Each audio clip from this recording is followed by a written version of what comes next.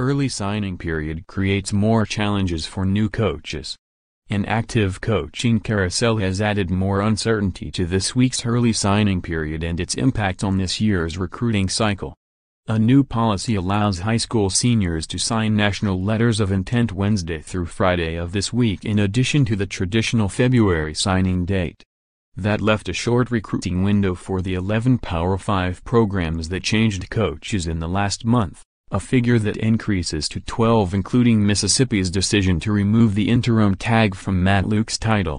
The list includes 8 schools that signed top 25 classes last year according to a composite ranking of recruiting sites compiled by 247 Sports: Florida State, Florida, Texas A&M, Tennessee, Oregon, UCLA, Nebraska and Mississippi State.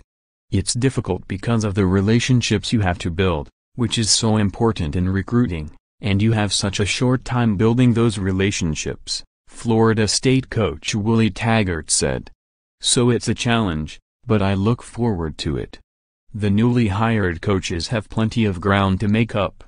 As of early Tuesday afternoon, Nebraska was in the 40s while Tennessee and Florida State were outside the top 50 in the 247 Sports composite. Those classes lost numerous verbal commitments amid coaching changes. Under the old recruiting calendar, coaches that took over programs in December had a couple of months to sway recruits. Now they just have a couple of weeks. As it looks now, many of those new coaches will have to fill their class from a small pool of available prospects when the February signing date approaches. The transition classes from schools that have new coaches are going to be lower rated than we've ever seen in some cases because now they don't have that extra month of January for a lot of these kids to change their minds, said Mike Farrell, the director of recruiting for Rivals. The early signing period also creates complications for veteran coaches preparing teams for the postseason. That's particularly true for teams that played in bowls last weekend as most programs were hosting prospects. Our message there is while staffs are out there recruiting, we're playing, which is what you want to be doing that type of year, said Boise State coach Brian Harsin, whose Broncos beat Oregon in the Las Vegas Bowl on Saturday. Alabama's Nick Saban expressed his frustration with the early signing period, saying, "I have not talked to a coach that's happy with it. Still, there are coaches who have embraced it." Clemson's Dabo Swinney said he liked the early signing period and noted it allows prospects who made their college choices months ago to finalize their decisions. "Most of our guys are committed, and I think it allows everybody the chance to kind of move on," Swinney said. Here are some things to watch this week during the early signing period. How many will sign early?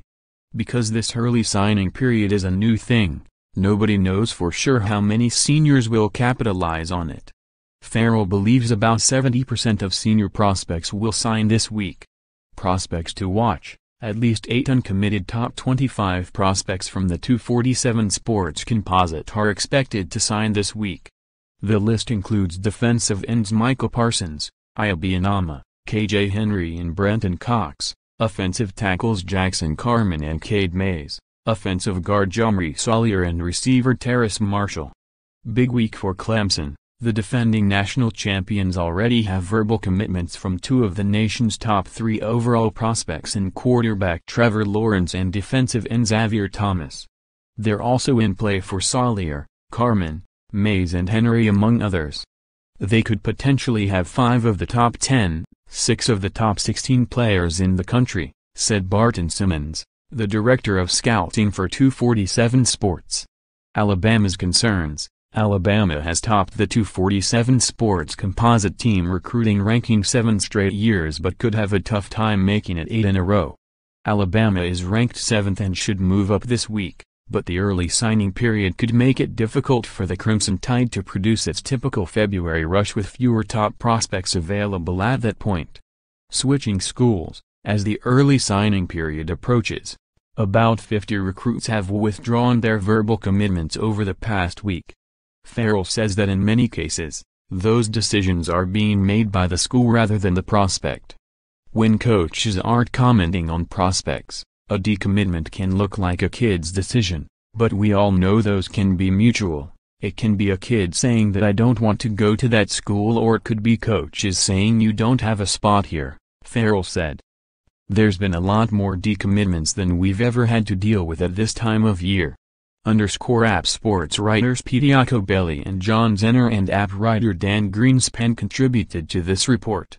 More app college football, http://collegefootball.app.org and https://twitter.com/app_top25.